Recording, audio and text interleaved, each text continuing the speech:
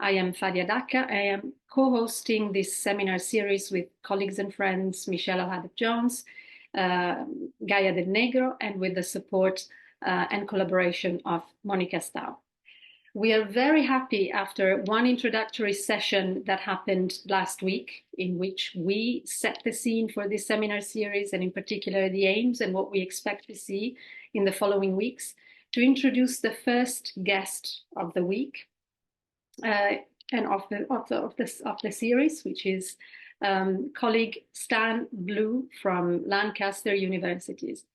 It is a real pleasure for me to reconnect with Stan. We were just before starting reminiscing about the way we met each other, and it was in 2017 at another seminar series on rhythm analysis, one of the very first that was organized. And the title of that series was Everything You Wanted to Know About Rhythm Analysis But Were Afraid to Ask. Well, it's 7 years on, and there's still much to know about rhythm analysis, and we are definitely not afraid to ask those questions. And this is one of the reasons why we are here today. So just to briefly introduce our guest today, Stan Blue is a senior lecturer in sociology at Lancaster University. His work is broadly within the area of sociology of consumption. He's the co-founder and co-director of the Center for Practice Theory at Lancaster. He's been working on the temporal organization of social practices and has developed his knowledge through a series of projects on the patterning of energy demand and health. It is in this way, he says, but he will say much more about that, I know, that he encountered rhythm analysis and developed it to combine it with practice theory. So here we have the first example of how to take rhythm analysis and turn it into something different by combining it with other bodies of work. And he used it in particular to conceptualize processes of institutionalization. So Stan's presentation today is titled Statistics or Poetry, Capturing Rhythms with Auto-Ethnography and Time-Use Data. And, you know, I am really eager to give Stan the floor. Thank you very much, Fadia, and thank you, Michelle and Gaia and Fadia and Monica, for inviting me. And thanks to everyone who's come to listen. I'm really happy to be part of this seminar series, and I'm really happy to be joining for as many of the other sessions as I can to continue and develop the conversation. I'd like to start, I guess, well, not start, but be the first invited person, I suppose, to start by way of making an argument. So I'd like to make an argument that you may or may not agree with, and then hopefully that's one of the things that can come back and forth into the discussion. And the argument is kind of in the title, a bit hidden, and it's why I've put in bold and underlined the word rhythms. So the question, which is at the start and in my next slide, is statistics or poetry for rhythm analysis. And I suppose you could, so the subtitle is Capturing Rhythms with Auto-Ethnography and Time-Use Data. So I'm going to use these two cases to explain how I think these different methods can be employed to capture rhythms. And the reason I've put rhythms in bold and underlined them is because capturing rhythms shouldn't hear that like capturing an animal in the wild or something like that pre-exists, but more like how do you know when it's a beautiful spring day and you try to capture, or it's the birth of your first child or something like this, and you try to capture it with words and it's uncapturable or it's difficult to capture. How do you capture that? That's how that should, that's why I've put it in bold and underlined it, because rhythm is not fixed and already established and a theoretical or a conceptual. So the question, which is, it's a little bit of it's just a kind of weigh in poetry. How should one adopt rhythm analysis if they want to study something about the world? How should they become the rhythm analyst? Is it more like a poet or more like a statistician? And this question comes straight out of the text in the second chapter on whatever it's called, the pre-visionary portrait of the rhythm analyst. And Lefebvre writes, does the rhythm analyst come close to the poet? Yes, to a large extent, more so than to the psychoanalyst, and still more so than the statistician, because the statistician counts things and quite reasonably describes them in their immobility. So this is one line that people kind of take and focus on and infer a lot from, I think. And another is the rhythm analyst calls on all his senses. He draws on his breathing, the circulation of his blood, the beating of his heart, and the delivery of speech. He thinks with the body. So some questions that arise for me from this is, if you want to work with rhythm analysis, do you need to be a poet like Lefebvre? We all have our troubles and our difficulties reading Lefebvre for different reasons. You might call the work poetic. In what sense do you need to be a poet to reproduce or to make use of the ideas? And what status then for the body? Does taking rhythm analysis as a method mean starting from the body somehow? And not in these quotes, but another kind of feature that I think is common to people that try to pick up rhythm analysis is, does rhythm analysis mean paying attention specifically to temporality or temporalities? Does it require qualitative and thick descriptions of temporality? And if that's the case, does that mean then, if I have to start from the body to understand the multiplicity of temporalities, does it mean then that certain methods, like kind of statistical analysis and counting, are out of the frame? Well, I would like to make the argument that no, they're not out of the frame. And that's because the way those questions are framed up till now are to treat things like modeling or qualitative work like interviewing or ethnography, is to treat these is to treat the relationship between rhythm analysis and those as one of method. And I want to argue that rhythm analysis is not a method, that it's an onto-epistemology. Possibly you could say it's a methodology. Lefebvre calls rhythm analysis a new science. So it's not that rhythm analysis is a method or a tool that can be imported into already established worldviews. Instead, it's a new science, it's a new ontology, it's a new way of thinking about the world composed of rhythms. And so that has methodological implications. That means that certain kinds of techniques or tools can be adopted, but they have to be adjusted so that they can capture this new part of what way of understanding the world.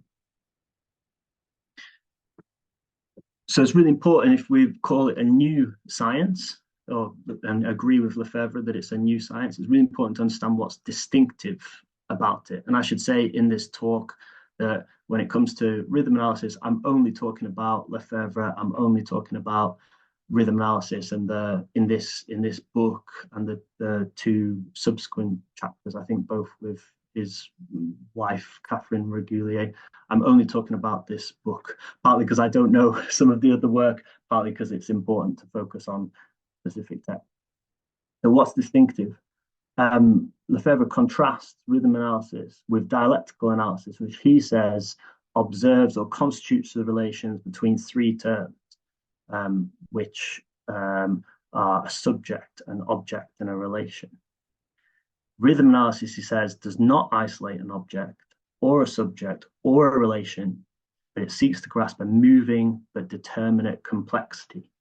Determinate there meaning determinable. It's not totally just open and out there and unknowable, but it doesn't mean deterministic. It doesn't mean that one part of a, if you want to call it a system, that's not a great word, but if you want to call it a system, it's not that one part of a system determines another. So what's distinctive about it, and in my view, connects with other kinds of processual work, although we could discuss that, is what's distinctive about it is that it's non-representational. So it's against a philosophy of identity and of identifying and describing things and objects and their relationships, and therefore determining paths of action in terms of linear causality. It also rides difference, like Deleuze and other people writing before Deleuze. The idea is that it's a processual ontology, when every time something, or you shouldn't say something, repetition brings with it difference. And because of this, what we should hear and understand is that Lefebvre with rhythm analysis is trying to get us to understand a kind of extended canvas and a different set of open-ended and mutually reciprocal relationships. So he has different ways of conceptualizing this. One of them is the relationship between eurythmia and arrhythmia, which really importantly you have to hear not as harmony and disruption. If it was just how a system is in harmony, and then how a system, a certain part of that might fall into disruption and have a knock-on effect, then you would just use those terms, harmony and disruption. Why do you need a new science? Why do you need the terms eurythmia and arrhythmia? Instead, eurythmia and arrhythmia, the point of that that kind of those connected ideas is that every eurythmia contains within it arrhythmias that are eurythmic. The point is they're there together supporting each other, and some can gain so much momentum that they disrupt more and more and more, but others can pull in, if you want to call that, if you scaled out or the momentum carried on, you would see it in terms of a eurythmia. This is to set out the question, how to mobilize rhythm analysis, if you like, how to think about it as a methodology. And I want to bring that to the topic that I work on, which is the temporal organization of social practices. So I'm a sociologist, and I particularly work with practice theory, which is a set of ideas that follow from Marx, Heidegger, and Wittgenstein.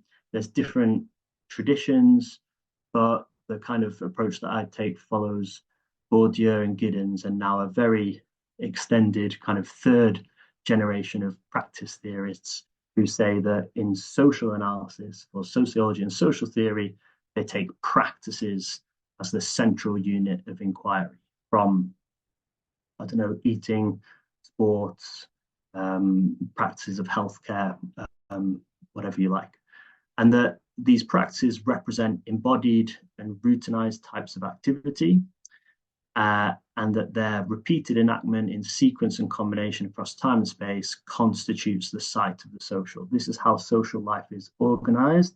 It's through the repeated enactment of practices that are shared and spread across time and space. For Giddens, this is how the social should be studied. Really importantly, and perhaps already you might see or start to hear that practice theory it's complicated and it's to differing degrees, but practice theory treats practices as provisionally stable and bounded entities that have an identity defined by, people define them by different terms, but usually by their teleology, what they achieve, and what they do. Practices have temporal features. You think about, say, showering and the regularity of that, or that they go in sequence. You wash and you have to dry your clothes after you wash them. And they also connect in forms of synchronization. I think until recently, on-demand TV, watching your favorite show in the evening after dinner or something like this, and so many people doing that. And they have several other features, including a general duration and tempo. And these matter for how practices are connected and form the, if you want to call that, the social or everyday life, which is how practice theory imagines the social. And these temporal features are one of the ways that practices are connected. Practices are also connected in terms of, I don't know, disciplines, by material infrastructure and devices, and in lots of different ways. But one of the significant ways that they're connected is temporally.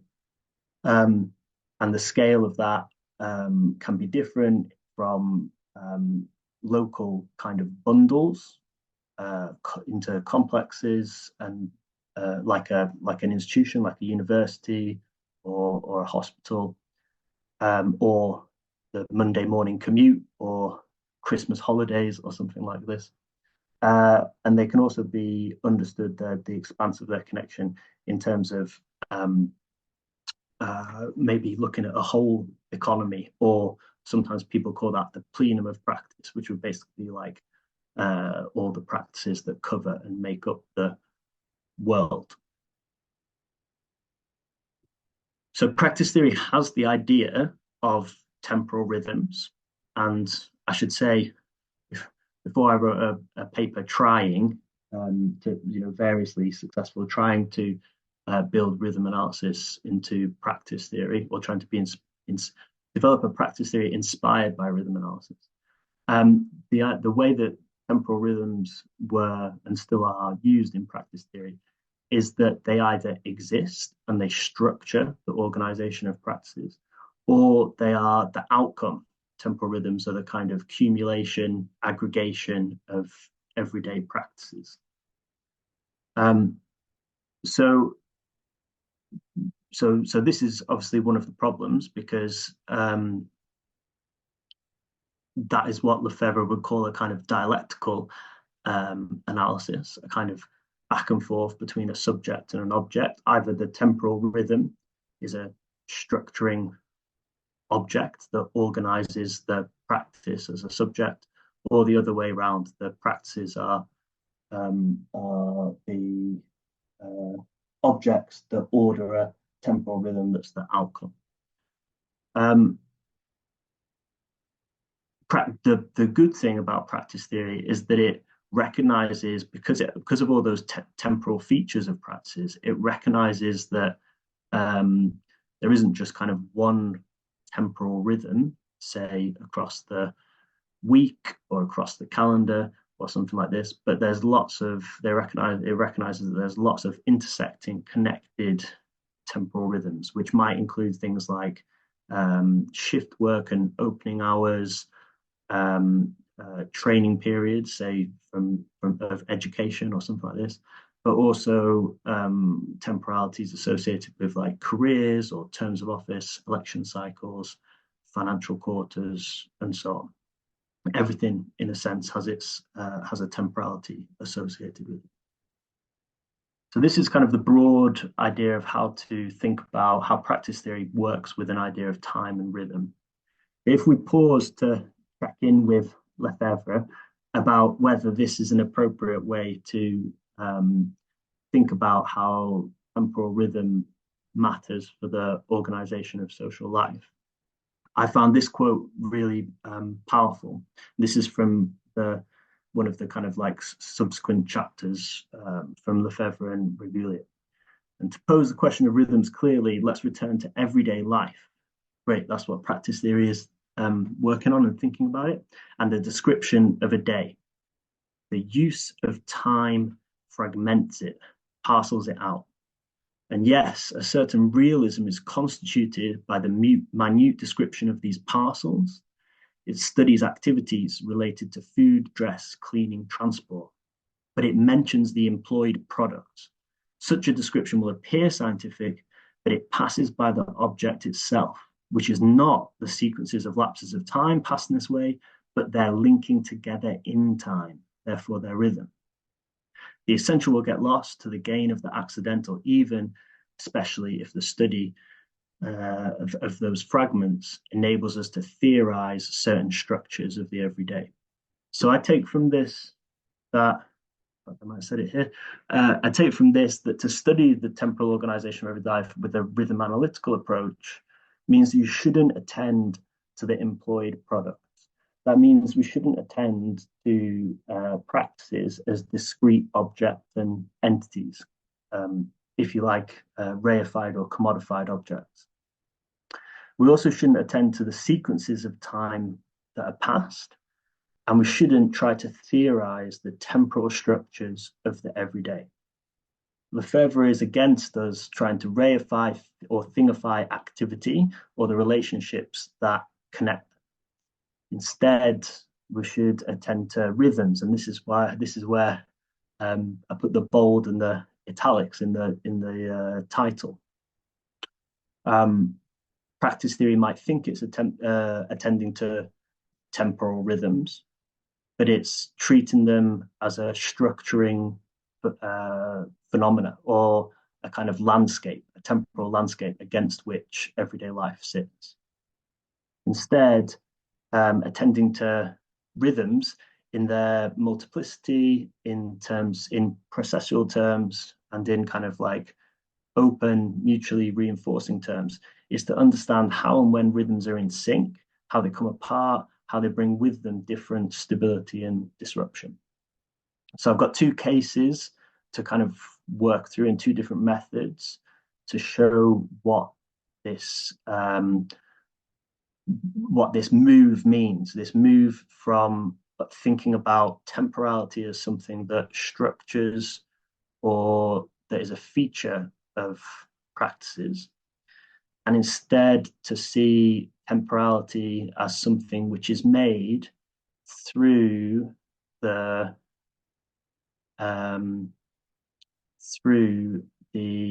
affecting and effective rhythms and their so language makes it difficult because I want to say relationships and it's not relationships, and language makes it difficult because I want to say how rhythms affect each other, but this would be to fall back into the same problem of the practices. So the two examples are sports training, an example of martial arts. Another one is of peaks in domestic energy demand. Okay, so this is the case that's kind of about auto-ethnography, and you could call this. I've got a paper which I can share the link to. Monica might share the link to at the end. So this was a 3-year, what you could call a carnal auto-ethnography of a sport called mixed martial arts. So there's a sort of lineage of what they call fighting scholars, which were inspired partly by Wacon. If you know Wacon's famous work, Body and Soul, Wacon was a student of Bourdieu, who, in an attempt to try to get he was a professor at Chicago, and in an attempt to get into the kind of inner cities to study issues of race and class, he took up a boxing class and ended up at one point writing to Bourdieu that he was going to give up his professorship and pick up a career as a boxer, even though he apparently wasn't so good. But he enjoyed the sport and the life. And he ended up writing this book, which was about how he became immersed in the embodied and practical aspects of boxing. And there's been several people who've written about different martial arts and about different fighting sports, and their story, or what they're interested in, is that is how practices become embodied. Mixed martial arts, this is relevant just for understanding the sort of next part or the kind of outcome of the study. Mixed martial arts is a sort of sport that started in the early 90s. It used to derogatorily and for advertising purposes be called cage fighting. And it's when it started, the idea of it was that it was a test of all martial arts, which martial arts was the most superior. of course, it's about 30 years on or something like that now. And mixed martial arts has kind of become a sport in its own right, taking different parts from different martial arts and making its own kind of training regime and fighting style, if you like. So my question with with taking this case of martial arts and doing a kind of auto-ethnography, interviewing people, but also, if you like, taking my own experiences, was about trying to understand how it was about commitment, really. It was about trying to understand how people stay in the sport, stay committed to it. And it was a critique of kind of approaches to people who talk about exercise practices in terms of willpower or identity making, or about that they have access to straightforwardly, access to the facilities or something. And it was about how the practice of exercise, in this case, doing mixed martial arts, becomes part of the practitioner's everyday life, synchronized in with the other part. Probably important to know that first of all, the interdisciplinarity, like I said, it's a mix of all other martial arts styles, and it requires, because of that, it requires training, or it did in the early, when I was practicing it, it required training in those distinct disciplines. So in what they call stand-up, which is like the kickboxing, in the kind of grappling, which was like the wrestling, which is how you take fights from standing to the floor, and then also in ground fighting as well. So you would train these separately.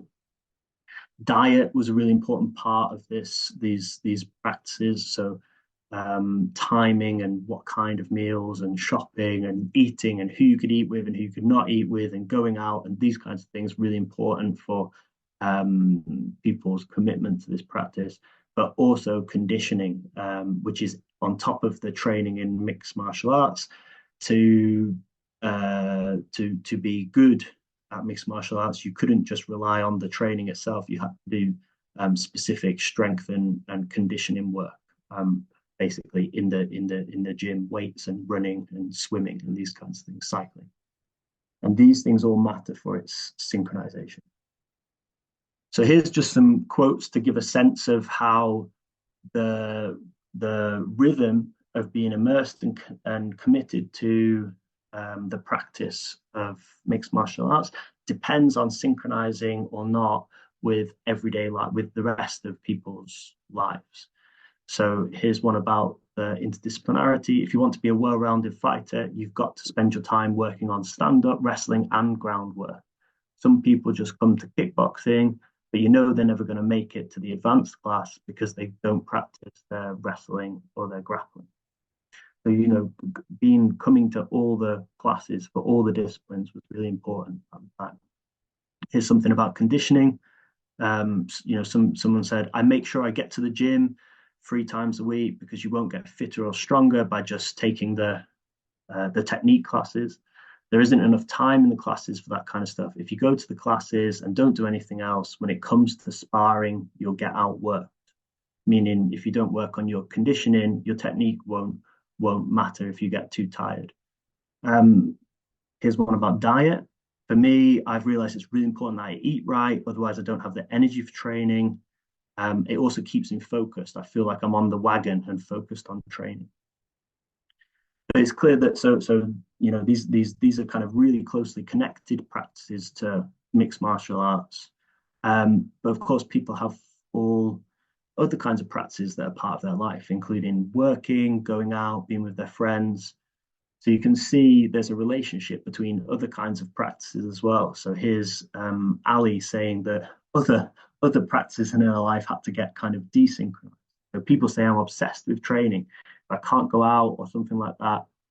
It's not that I'm obsessed. People just don't realize that you have to make sacrifices if you want to be good at something. So this is sort of the idea of abstinence, always going to training, missing, parties and things like that. And then here's one about work basically getting in the way of MMA. So yeah, technically I had the time, but when you're not on it, everything just kind of falls apart. If you're working a lot, it's hard to keep on top of your diet. and then you feel like you don't have the energy to go training, and then your cardio suffers, so you know you're going to have a hard time sparring. It makes it really hard to get back to training. This is kind of the anti synchronization idea, like everything can start to spiral out as it's not just not having the objective time, it's how things spiral out. So if we just pause a minute again to check with Lefebvre, I talked there about kind of the synchronizing and holding together of practices and also the desynchronization. So one way might be to think that for some people, the practice of mixed martial arts brings with it other kinds of practices that hold it in place and sustain it. Another way to think about for other participants, sorry, it might be that you know, a stronger practice, a stronger rhythm like work stops or desynchronizes or pulls apart the rhythms, the practices required to be committed and successful at this kind of training. Here's Lefebvre to say, no, this is not quite the right way to think about it. The relationship between forces, which requires the domination of one force and draws on the relations of alliance as means and not ends, is accompanied by a disassembly of times and spaces. So what does Lefebvre mean here? Forces refers to the repetition of rhythms that affect the temporal and spatial organization of everyday practice. The alliance or collaboration of supporting rhythms that constitutes the maintenance of MMA practice affects, shapes, and disassembles the times and spaces of everyday life, and vice versa. So if you're taking a rhythm analytic approach, we shouldn't reify the features, temporalities, expectations, culture, connections to other practices of mixed martial arts. In fact, mixed martial arts as a practice or as a set of rhythms is on the move, just like the everyday life is on the move as well. So this is where the idea of eurythmia and arrhythmia together comes back, which is about trying to describe, or we should be trying to describe, the evolution of mixed martial arts and everyday life together. So what does it mean for auto-ethnography? I don't know why I shared this picture. It's just a nice picture. When I was really into mixed martial arts, we went to see this, well, we went for a trip to Japan and we went to see this specialist, leg lock specialist in Tokyo, who won all his fights by just jumping on the floor and grabbing people's legs. And we went to his gym and it was just great. So it's one of my nice memories from being involved in this sport.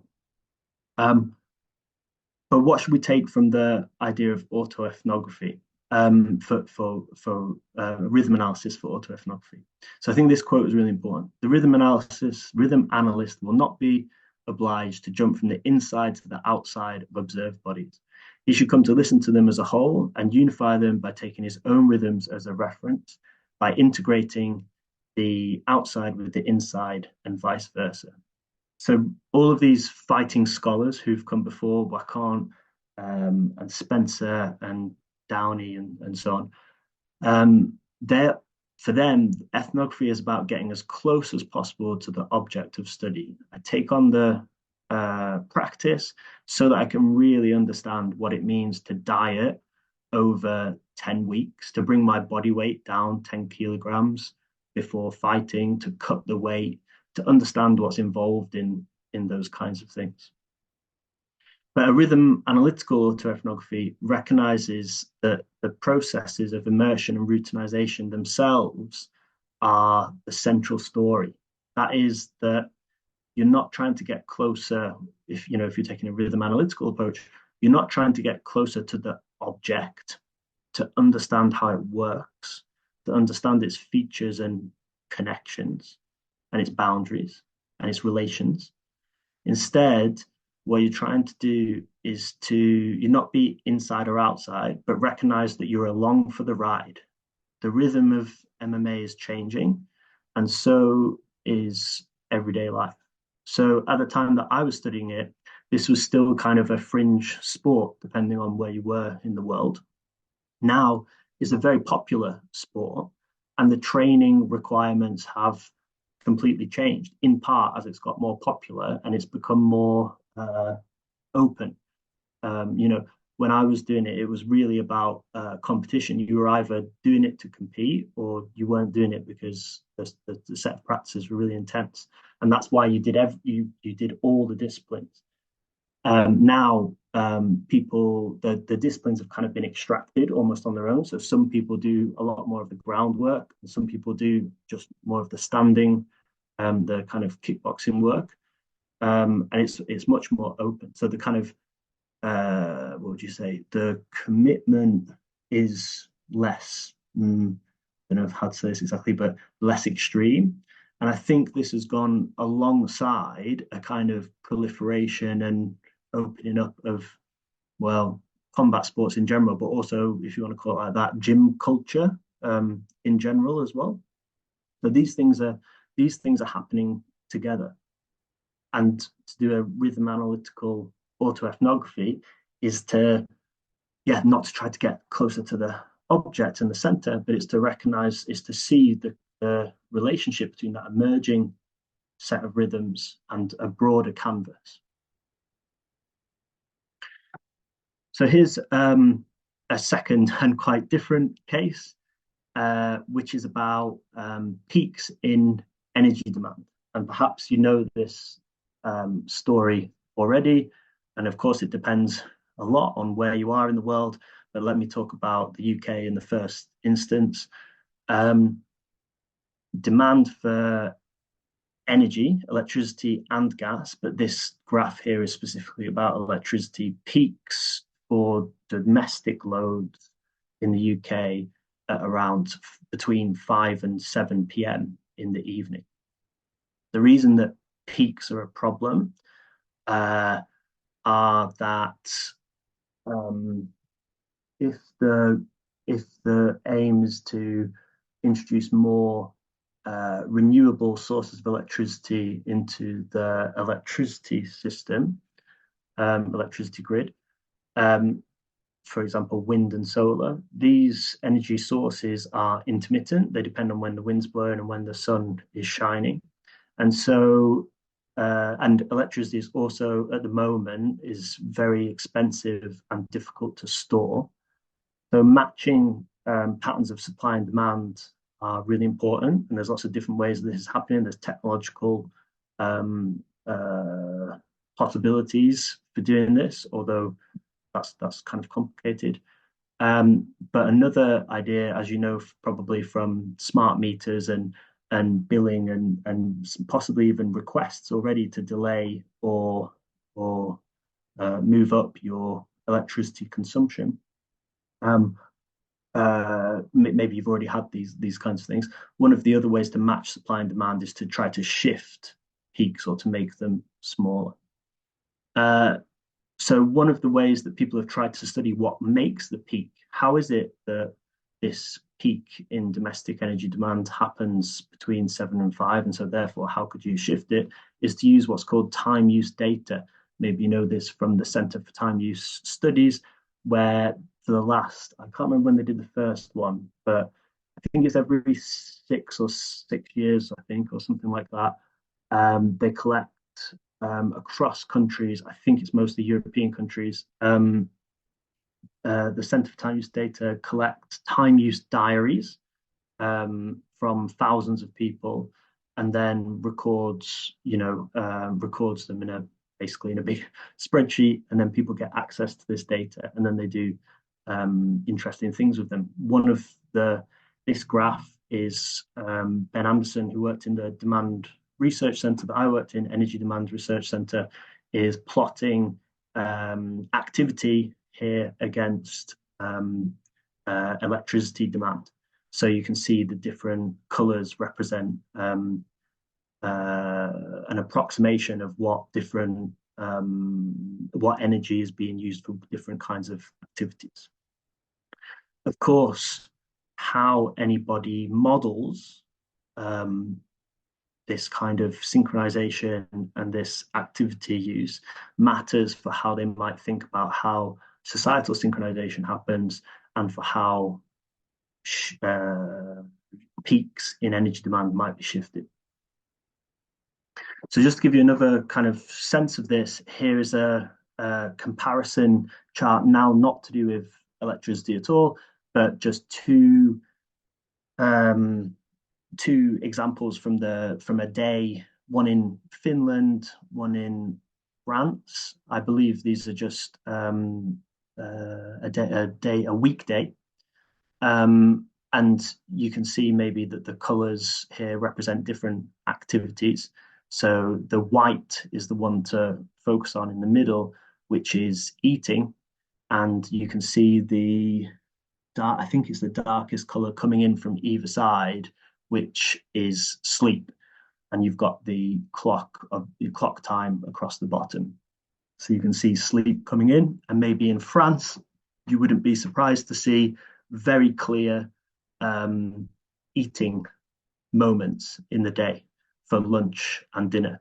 In Finland, you might see that they're less distinct. The peaks for eating are less distinct, more spread out. Looking at the France example, you might say that those eating points in the day actually dominate and organize the rest of the picture. So you can see around those that household work, that work and study are they kind of flow with the eating time. Of course, that's just one interpretation, and it might be possible to understand it that cultures and expectations around work hold in place eating regimes. We don't know, but this is how they get represented in time use activity. But if we come back, it's the same quote from before. If we come back to Lefebvre with these time use maps in mind, and with the question of how to understand the constitution of the day in terms of rhythms in bold and underlined, we can remember that the use of time fragments everyday life and parcels it out. And it might seem scientific, but it mentions the employed products and it misses the most important thing, which is they're linking together in time and therefore their rhythm. I'm struggling with language to not fall into the trap of subject and object to describe relationships and so on. But I think Lefebvre does from time to time, if I can say so, as well. And I might say that it's not their linking together in time, but it's their linking together that makes time. So as we had a program of work, and again, I'll share Monica might help me share a link to some of the work on energy demand that I've done and that I've been a part of. And, let me say this, that's done kind of proper work on how to understand the constitution of the peaks. And then I had a really nice exchange with one of the people that worked in the center, who was an engineer and modeler, my colleague, Jose Mendiola Ramirez, working in Reading. And we kind of, at the end of the odd workshop and by email exchange, had some fun trying to think of what a rhythm analytic statistical development of this time use data would look like. And it's somewhere between the back of an envelope and a draft paper. There is a sort of draft paper, but it's been in draft for a long time. I wanted to share it here because I think it shows the potential for, it doesn't just show the potential of working with time use data, but it shows up my argument, which is that methods can be molded to try to capture rhythms, even if you'll never capture how beautiful the moment was when your child was born or that first day. If you could, maybe you'll never be able to capture that with words. Maybe you'll never capture it with statistics, but we can start to try to get closer than just counting things, as Lefebvre calls it. So we made a kind of grid here to talk about the ways that you can conceptualize and think about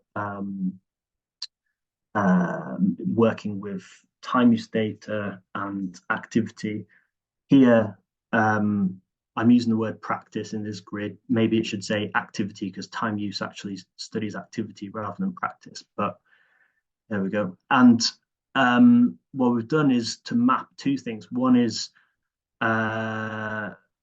working with either objective time, which is what time use does. It counts when somebody does a certain activity, or to understand how time is constituted. And the other one is to work with just classic, everyday common sense conceptions of which might be understood as repetition of the same, just as entities, that activity, or to try to work with the idea of the repetition of difference, the rhythmic understanding from Lefebvre. So one way that in the top left, working across on the top left, number one, is to very simply just measure the degree to which a practice repeats in relation to a particular objective clock time. So how strongly related is dinner time to 6 p.m. or something like this? Very straightforward.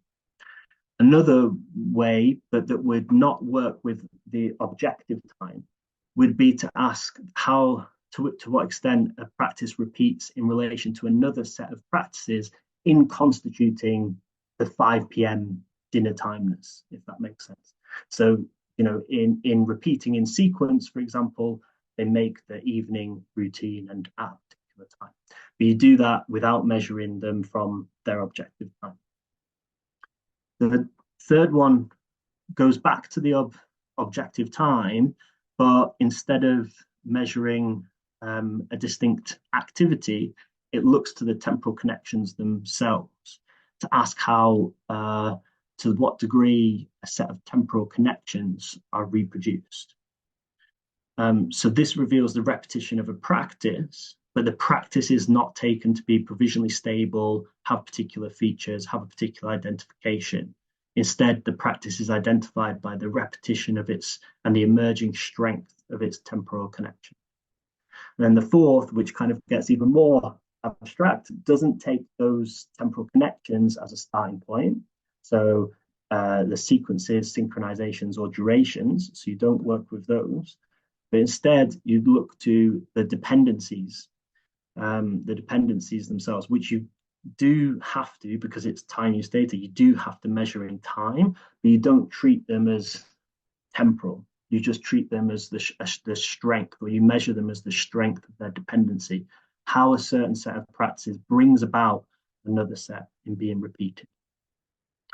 So this is all to say how to conceptualize these relationships between the different parts and how they might change. So again, this is just another picture of time use data. This one is from the UK.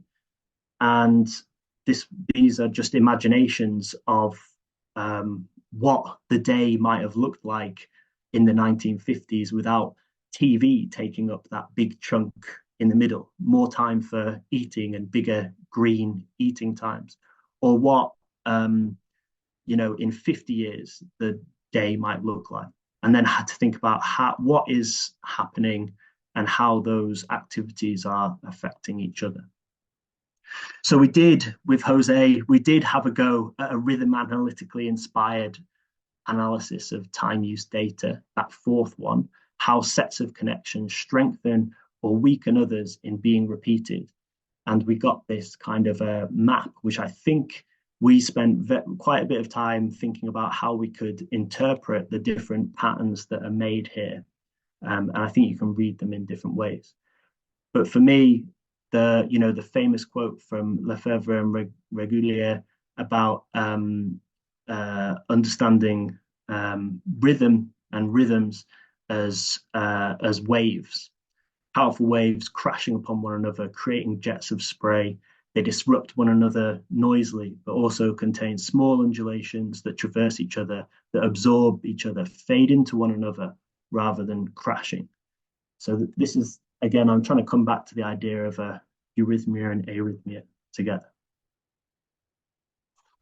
So I finish with two things, which is, I think, for me, in any method, in any technique that you want to adopt to try to capture rhythms, you have to move from what Parks and Thrift called or told us to do, which was to find the Zeitgebers, the dominant time organizers, the powerful dominating temporalities.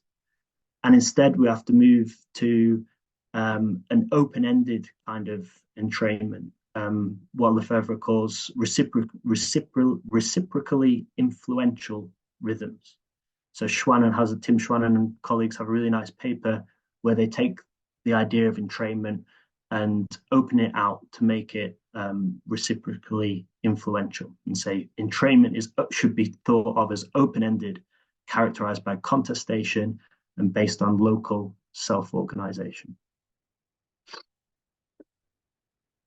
So I started with these two niggles, which were, I see more and more papers adopting rhythm analysis, either arguing for taking the body as the starting point to argue for a kind of sensory, either looking inwards, listening to the blood or the heart or something, and privileging what they call the sensory. And then the other kind of niggle was that temporality, that rhythm is all about focusing on temporality or temporalities or temporal structures. And what I want to say is that it's not that it's not those things, but it's about how you come to them. So the idea about listening to the heart and the blood is actually about inspirational routes through which it might be possible to access rhythms. The heart repeats as a heartbeat, but of course it's never repeating the same, and it's in eurythmia and arrhythmia with the body. Time, yes, of course, it's really important, but it's not the predominant feature of rhythms. Repetition as difference and effect are the predominant ontological qualities. So Lefebvre warns us not to get trapped in the ideology of the thing. And that's like the same as Deleuze and Guattari's critique of state philosophy. So when we're adopting rhythm analysis, the important thing is, just like those fighting scholars, we shouldn't be trying to get closer to the object. Instead, we should be trying to use the technique to describe and capture rhythms. So when Lefebvre says the rhythm analysis comes closer to the poet, I think Fadia might have said this or something similar in the previous talk. The sense of the poet here is like Marx and developing a poetry of the future, and an analysis of the presence of presence and not present. So my case, I hope I've made it, is that you could do statistical work in rhythm analysis, but it would need to be a poetic statistic, if there could be such a thing.